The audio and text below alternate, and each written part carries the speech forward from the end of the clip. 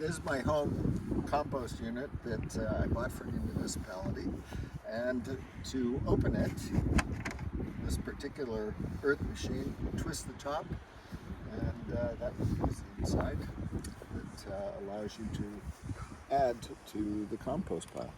As Steve mentioned, we have the earth machine unit here. Some key points to consider when operating this unit is it does have to be turned. The material inside has to be turned at least a couple times a year, if not more. The more oxygen, the better in these units. And typically what you're looking to do is mix the old material in with the new material. So making sure things are evenly distributed, and it promotes a quicker, better compost process.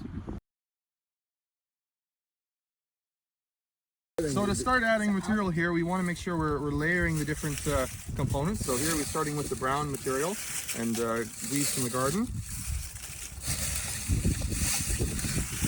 followed by the kitchen scraps,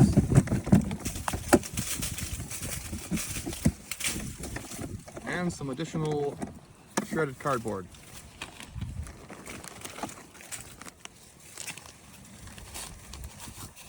If your compost is getting a little too wet from just for a few too many kitchen scraps, you can always just add a little bit more as needed of these other materials. Once all the material is added, you can then come in with a shovel or a fork, garden fork, and mix all the material thoroughly. So we have the old material coming up to the top, mixing in with the fresh vegetables, scraps, and there you have it.